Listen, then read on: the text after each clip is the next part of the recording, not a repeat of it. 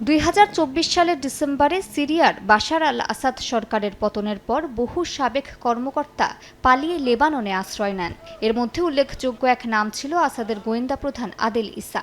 সম্প্রতি বৈরুতে সিরীয় দূতাবাসে যান সাবেক মেজর জেনারেল আদেল ইসা, কিন্তু দূতাবাস কর্মকর্তারা জানতে পারেন সিরিয়ায় তিনি একজন চিহ্নিত ব্যক্তি।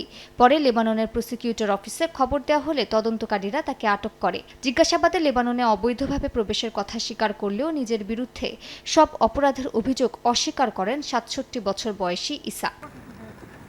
2015 সালে সিরিয়ার দের আজদোর প্রদেশে স্থলবাহিনীর নেতৃত্বে ছিলেন আদেল ইসা। এর আগে দেশটির 17তম ডিভিশনের কমান্ডার হিসেবেও দায়িত্ব পালন করেন তিনি। 2016 সালের শেষ দিকে অবসর নেওয়া এই কর্মকর্তার বিরুদ্ধে সিরিয়ায় সামরিক দায়িত্ব পালনের সময় কোনো অভিযোগ রয়েছে কিনা তা খতিয়ে দেখছে কর্তৃপক্ষ। লেবাননের পাবলিক প্রসিকিউটর এর মধ্যেই সিরিয়ার সমকক্ষের কাছে ইসার প্রত্যর্পণ সংক্রান্ত নথি চেয়েছেন। সাবেক এই জেনারেলকে আগামী সোমবার সিরিয়ায় ফেরত পাঠানোর কথা ভাবছে লেবানিজ প্রশাসন। এখন পর্যন্ত লেবাননে আশ্রয় নেয় আসাদ সরকারের আমলের কাউকে আনুষ্ঠানিকভাবে সিরিয়ায় ফেরত পাঠানোর ঘটনা ঘটেনি। তাই ইসাকে হস্তান্তর করা হলে সেটি হবে আসাদ পরবর্তী সিরিয়া ও লেবাননের মধ্যে নতুন বিচারিক সহযোগিতার প্রথম বড় নজির। তবে প্রত্যর্পণের আগে দামেস্ক থেকে আনুষ্ঠানিক অভিযোগ ও আইনি নথি পাওয়ার অপেক্ষায় রয়েছে বৈরুত।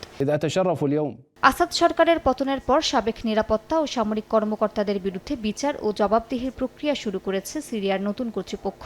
এরই মধ্যে কয়েকজন সাবেক কর্মকর্তাকে গ্রেফতার ও বিচারের মুখোমুখি করা হয়েছে। এমন প্রেক্ষাপটে আদেল ইসার আটক শুধু একটি ব্যক্তিগত মামলা নয়, বরং আসাদ আমলের কথিত নির্যাতন ও মানবাধিকার লঙ্ঘনের দায় নির্ধারণে সিরিয়ার নতুন সরকারের অবস্থানেরও পরীক্ষা। মালিহা সুহরওয়ার্দী, সময় সংবাদ।